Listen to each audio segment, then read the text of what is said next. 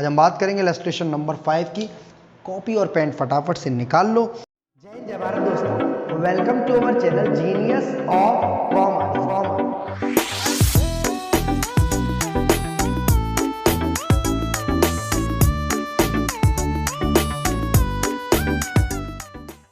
जय हिंद जय भारत दोस्तों, welcome to our channel Genius of Commerce. Guys, CA foundation की फुल चैप्टर सॉल्यूशन सीरीज में आपका बहुत बहुत स्वागत है। और हम बात कर रहे हैं दोस्त यहाँ preparation of final accounts of sole proprietor, जहाँ के 4th क्वेश्चन तक हमने लास्ट वीडियो में कंप्लीट कर लिए दोस्त। आज हम बात करेंगे इलस्ट्रेशन नंबर 5 की। कॉपी और पेन फटाफट से निकाल लो। जिन बच्चों ने अब तक कॉन्सेप्ट वीडियो के नोट्स नहीं बनाए, लिंक डिस्क्रिप्शन में दिया हुआ है, मैंने बना लो। बहुत प्यारे नोट्स हैं। और नहीं बनाना चाहते हो तो डाउनलोड करें जीनियस ऑफ कॉमर्स ऐप को। सर फटाफट से यहाँ पर बैलेंसेस दिए, ट्रायल बैलेंस में capital, inventory, cash in hand, machinery, purchases, wages, salary, discount allowed, discount received, sundry office expense, sales account, trade receivable, trade payable और total दिया हुआ है। मतलब क्लोजिंग इन्वेंट्री दी हुई है बाहर ट्रायल बैलेंस की। आपसे बोला क्लोजिंग एंट्रीज बनाओ और trading and profit and loss. तो सर हम trading and profit and loss बनाने जा रहे हैं। फिर हम साथ साथ क्लोजिंग एंट्रीज भी बनाना सीख लेंगे। बेहद आसान होता है हमारा trading and profit and loss account. कौन सी साल का बनना है? 31 दिसंबर 2017। और किसका बनना है? इन द बुक्स ऑफ। ये सब लिखना बहुत ज़रूरी है अगर आपको पूरे मार्क्स चाहिए अपने एग्जाम में। तो in the books of Si Wonchu. ये कोई चाइनीज आदमी लग रहा है मुझे। Si Wonchu. Trading and profit and loss in the books of Si Wonchu, trading and profit loss for the year ending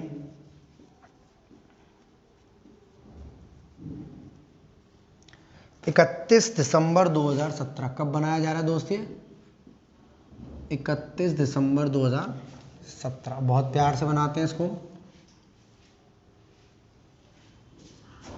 यहां लिखेंगे पर्टिकुलर्स, यहां लिखेंगे अमाउंट, यहां लिखेंगे पर्टिकुलर्स और यहां लिखेंगे अमाउंट।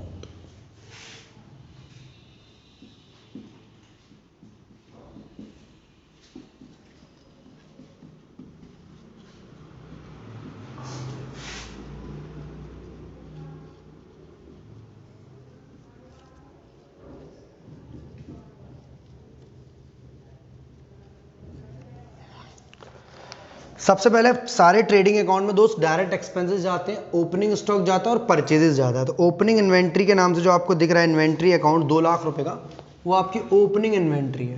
तो इसको नाम दे दे रहे हैं हम to opening inventory. Sir stock और इन्वेंट्री में कुछ फर्क होता है क्या? तो दोस्त अगर मैं कॉन्सेप्चुअल बात करूँ तो फर्क होता है, बट अकाउंटिंग ट्रीटमेंट की बात करूँ तो दोनों एक ही होती है। ओपनिंग स्टॉक भी आपका डेबिट होता है और ओपनिंग इन्वेंट्री भी आपकी डेबिट होती है।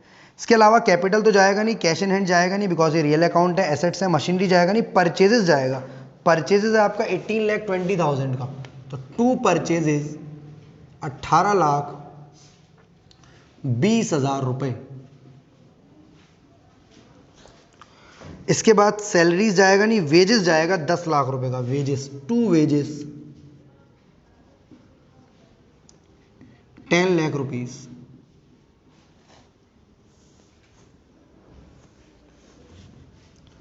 क्रेडिट साइड में आपकी सेल्स जाती है और क्लोजिंग स्टॉक जाता है। सेल्स है आपकी 50 लाख की, दिख रही होगी आपको क्रेडिट साइड में जो है आपकी, और क्लोजिंग स्टॉक बाहर है आपका 2,70,000 का। तो बाई सेल्स 50 लाख रुपीज और बाई क्लोजिंग स्टॉक 2,70,000 रुपए। भाई क्लोजिंग इन्वेंट्री 2,70,000 रुपीज। ये हमारा हो गया ट्रेडिंग अकाउंट। सर यहीं पर क्यों? कि और कोई भी डायरेक्ट एक्सपेंसेस दोस्त यहाँ पर नहीं है। तो हम यहाँ जो प्रॉफिट निकालेंगे या लॉस निकालेंगे, इसका टोटल करेंगे और इसका करेंगे। 18, 28 और 2 20, 2 30, 30,20,000 ये आ रहा है और 52,70,000 ये आ रहा है। 52,70,000। आपके पास कैलकुलेटर हो तो आप कैलकुलेटर का यूज कर सकते हो बिकॉज सीएमए फाउंडेशन में अलाउ है कैलकुलेटर। टू ग्रॉस प्रॉफिट, इस टोटल में से इस टोटल को माइनस करेंगे। 18, 28, 30, 30,20,000 यहाँ लिखेंगे 50,000 और यहाँ लिखेंगे 22 लाख। 22,50,000 रुपीज़ का आपका ग्रॉस प्रॉफिट आ जाएगा दोस्त। और इस ग्रॉस प्रॉफिट को हम यहाँ से शिफ्ट कर देंगे यहाँ पर by gross profit. Sir entries नहीं बनाएंगे? बिल्कुल, अभी बनाना सीख लेंगे। एंट्रीज बहुत आसान है दोस्त, एक बार आपको ये क्लियर हो गया, बहुत आसान है। सारे डायरेक्ट एक्सपेंसेस, सर याद रख कैसे रखेंगे डायरेक्ट एक्सपेंसेस क्या होते हैं? तो दोस्त आपका ओपनिंग स्टॉक आपके कॉस्ट ऑफ गुड सोल्ड का पार्ट होता है। कॉस्ट ऑफ गुड सोल्ड का मतलब बिके हुए माल की कीमत जब आप निकालते हो तो उसमें परचेज शामिल होता है, वेजेस, वो एक्सपेंसेस जो परचेजेस और प्रोडक्शन से जुड़े हुए हैं। मेरा ओपनिंग स्टॉक तो खुद एक परचेजेस है, परचेजेस डायरेक्ट एक्सपेंस है, बिना इसके सामान नहीं बन सकता। और वेजेस मेरा डायरेक्ट एक्सपेंसेस है, लेबर चार्जेस मेरे डायरेक्ट एक्सपेंसेस हैं। ग्रॉस प्रॉफिट जो कि है 22,50,000, वो क्रेडिट साइड में जाएंगे। अब इनमें से जितने भी इनडायरेक्ट एक्सपेंसेस हैं उन सबको डेबिट साइड डालो। कैपिटल है क्या? नहीं। कैश है क्या? नहीं। मशीन है क्या? नहीं। परचेजेस चला गया, वेजेस चला गया। सैलरीज आपका 10 लाख रुपए का इनडायरेक्ट एक्सपेंसेस है। 2 salaries 10 lakh rupees, 2 salaries 10 lakh rupees. Discount allowed 50,000 रुपए का। क्या है बेटा ये? Discount allowed 50,000। लॉस है आपका डिस्काउंट अलाउड, इनडायरेक्ट एक्सपेंस है आपका डिस्काउंट अलाउड। डिस्काउंट रिसीव्ड 30,000 रुपए का है आपका बाई डिस्काउंट रिसीव्ड, ये प्रॉफिट है आपका। बाई डिस्काउंट रिसीव्ड ये प्रॉफिट है आपका। सन्ड्री ऑफिस एक्सपेंसेस 6 लाख रुपए के हैं दोस्त आपके। Sundry office expenses 6 lakh rupees के इनडायरेक्ट एक्सपेंस है। सर कैसे पता चला? मैंने एक लिस्ट दी हुई है कॉन्सेप्ट नंबर 3 में, डायरेक्ट एक्सपेंस इनडायरेक्ट एक्सपेंस पहचानने की। खूब डिटेल में समझाया, अगर नहीं समझा अब तक तो डिटेल में वीडियो देख लो उसको। नोट्स डाउनलोड करने तो genius of Commerce app download कर लो। तो दोस्त यहाँ सिंपल सा खेल है। ग्रॉस प्रॉफिट यहाँ से उठकर यहाँ आया, डिस्काउंट रिसीव्ड क्योंकि इनकम होती है इसलिए आई, salary, discount allowed, sundry office expense सभी इनडायरेक्ट एक्सपेंस है इसलिए डेबिट साइड जा रहे हैं प्रॉफिट एंड लॉस के। इसके अलावा सेल्स अकाउंट पहले ही चला गया, ट्रेड पेबल ट्रेड रिसीवेबल जाएगा नहीं। बहुत सिंपल है, आपको सिंपल यहाँ निकाल देना है नेट प्रॉफिट। क्या निकलेगा यहाँ से? Net profit. कैसे निकलेगा? इसका टोटल कर उसका टोटल माइनस करना। 22,50,000 और 30,000, 22,80,000, 22,80 में से 10 और 6 16 लाख 50,000 गए। 22,80,000 में से 16,50,000 गए।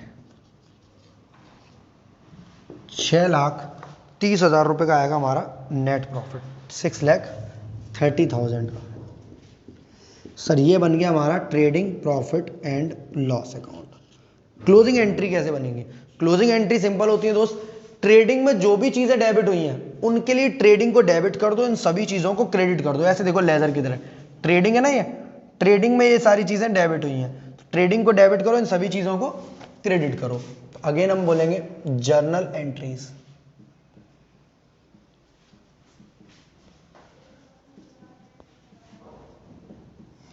जर्नल एंट्रीज सबसे पहली वाली, ट्रेडिंग अकाउंट डेबिट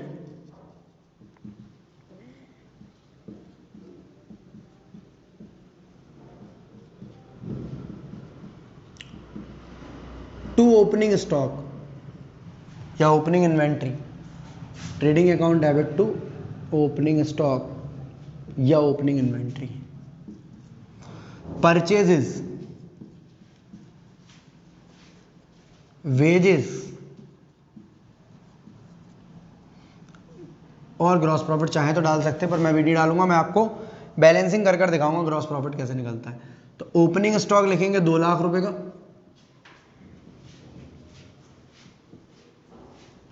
परचेजेस लिखेंगे 18,20,000 रुपए का,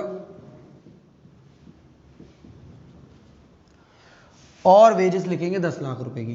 तो 18 और 10 28 और 2 30, 30,20,000 रुपए से हमारा डेबिट होगा क्या? Trading account. 18 लाख, 10 28 लाख और 2 30 लाख। क्या लिखेंगे? ओपनिंग इन्वेंट्री, नरेशन लिखना है आपको, कॉमा परचेजेस, जितने भी डायरेक्ट एक्सपेंस है दोस्त, ये सब डायरेक्ट एक्सपेंसेस है, ये सभी डायरेक्ट एक्सपेंसेस है, and wages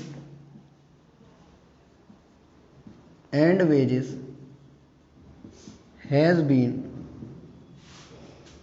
been debited to trading account. सभी चीजें कहाँ डेबिट हो जाएंगी? ट्रेडिंग अकाउंट में। नेक्स्ट बात करते हैं सर, ट्रेडिंग अकाउंट में क्रेडिट क्या क्या हुआ है? एक तो सेल्स, एक तो क्लोजिंग स्टॉक, एक तो सेल्स, एक तो क्लोजिंग स्टॉक। क्यों हुआ है? क्लोजिंग स्टॉक तभी क्रेडिट होगा यहाँ पर जब वो ट्रायल बैलेंस से बाहर दिया हुआ होगा। ऐसा क्यों होता है? क्योंकि सर ट्रायल बैलेंस के बाहर दिया, इसका मतलब इसकी एडजस्टमेंट अभी तक नहीं हुई है, और ट्रायल बैलेंस के अंदर दिया, इसका मतलब इसकी एडजस्टमेंट हो चुकी है। ऐसा हम समझते हैं। सर एडजस्टमेंट किससे होती है? इस परचेज में से बाहर निकाला जाता है। मैचिंग रेवेन्यू कॉन्सेप्ट बोलता है कि देखो सेल्स आपने रिकॉर्ड करी जितनी यूनिट्स की, परचेज भी उतनी यूनिट्स की होनी चाहिए, या परचेज और ओपनिंग स्टॉक भी उतने यूनिट्स का होना चाहिए। मतलब आपका सामान मानो या 20 यूनिट है या 100 यूनिट है, टोटल हुए 120 यूनिट, बिके हैं सिर्फ 80, तो 20 प्लस 100 120 पर यहाँ 80 यूनिट की सेल डली है, तो मैचिंग रेवेन्यू फ्लॉप हो जाएगा। तो आपको 40 यूनिट का क्लोजिंग इन्वेंट्री बाहर निकालना पड़ेगा।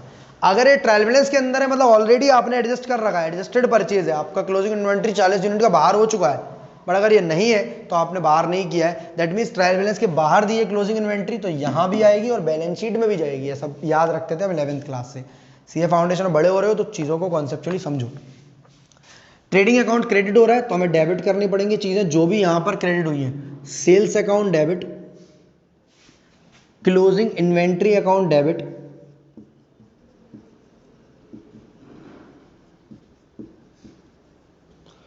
To trading account. Sales account debit, closing inventory account debit, to trading account. 50 lakh, 2,70,000, यहाँ आएगा 52,70,000, 52,70,000। यहाँ लिखेंगे सेल्स एंड क्लोजिंग स्टॉक।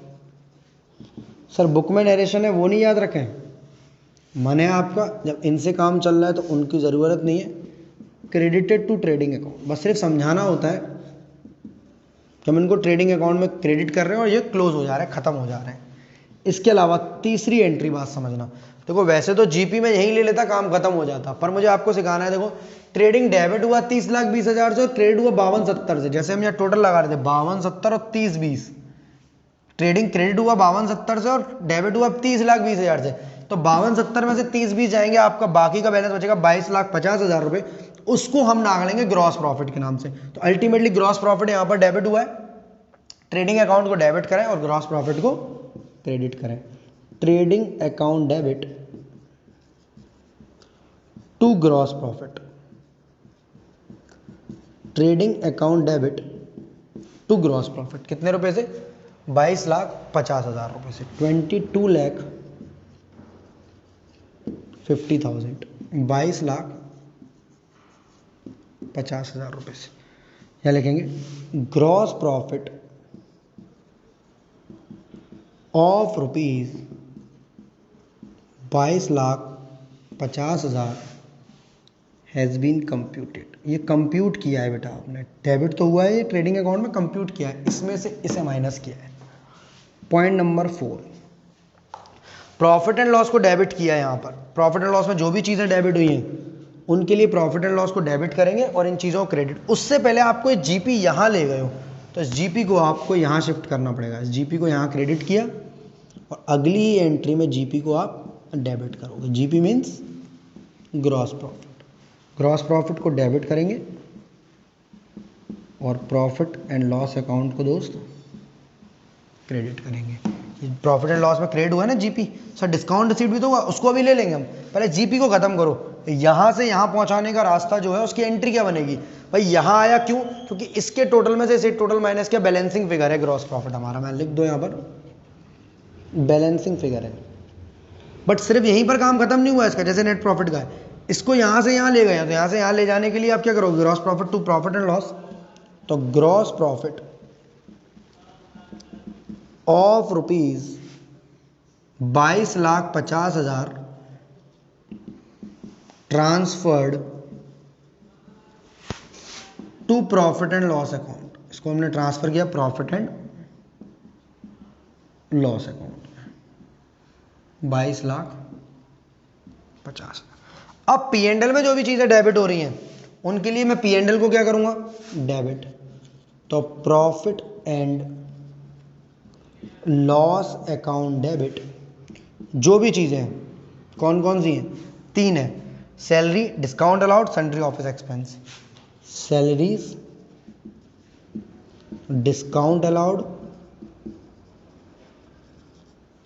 और सन्ड्री ऑफिस एक्सपेंसेस। 10 लाख, 50,000 और 6 लाख। 10 लाख, 50,000 और 6 लाख। 10 और 6 16 और 50,000, 16 लाख 50,000 प्रॉफिट एंड लॉस को डेबिट करेंगे, इन सभी चीज़ों को क्रेडिट करेंगे। तो लिखेंगे salaries comma discount allowed and sundry office expenses debited to P&L account. इसको डेबिट करेंगे हम P&L अकाउंट में। अब बात करेंगे कि सर नेट प्रॉफिट कैसे आएगा। उससे पहले आपको डिस्काउंट रिसीव्ड को भी पहुंचाना पड़ेगा। कहां पर दोस्त, डिस्काउंट रिसीव्ड को कहां पहुंचाना पड़ेगा, प्रॉफिट एंड लॉस के क्रेडिट साइड में। किस तरह पहुंचाओगे, P&L में डेबिट हो रहा है या क्रेडिट, सर P&L यहां पर क्रेडिट हो रहा है। क्या हो रहा है, क्रेडिट हो रहा है। तो डिस्काउंट रिसीव्ड को डेबिट करोगे आप और प्रॉफिट एंड लॉस को क्रेडिट करोगे। तो P&L देखो, एक बार जीपी से क्रेडिट है और एक बार इससे क्रेडिट है, यानी 2250 प्लस 30 दोनों क्रेडिट वाले एक तरफ आएंगे, दोनों क्रेडिट वाले एक तरफ आएंगे। 2250 प्लस 30 22,80,000। अब डेबिट का कितना है, सर डेबिट का है 16,50,000। तो 2250 प्लस 30 2280, 1650 माइनस कर दो, 6,30,000 रुपए को आप डाल दो नेट प्रॉफिट के नाम से। क्या लिखेंगे इसके लिए, profit and loss account debit. Sir इसको एक संग भी कर सकते थे, gross profit account debit, discount received account debit to P&L। हाँ, एक संग भी कर सकते थे। Profit and loss account debit to net profit account. Profit and loss को डेबिट करेंगे और नेट प्रॉफिट को क्रेडिट करेंगे। क्यों करेंगे, क्योंकि देखो प्रॉफिट एंड लॉस में कहां पर पड़ा हुआ है, डेबिट साइड। तो P&L डेबिट हुआ है यहां पर और नेट प्रॉफिट। आसानी से समझ जाओगे आप, जर्नल से लेजर और लेजर से जर्नल। जर्नल से लेजर तो बहुत पहले से आती है आपको 11वीं क्लास से, लेजर से जर्नल यहां सीख लो आप मेरे साथ। तो discount received ₹30,000 credited to P&L account. यहां net profit of ₹6,30,000 has been computed. ये पूरा आपका कंप्लीट हुआ। 6,30,000 रुपए का जो आपका प्रॉफिट आया, profit and loss account debit to net profit. अब इसी प्रॉफिट एंड लॉस को आप कहां ट्रांसफर कर देंगे दोस्त, कैपिटल अकाउंट में। इसी नेट प्रॉफिट को आप कहां ट्रांसफर कर देंगे, कैपिटल अकाउंट में। तो डायरेक्ट यहां से भी कर सकते हैं profit and loss to capital, या फिर यहां से भी कर लेंगे। Net profit account debit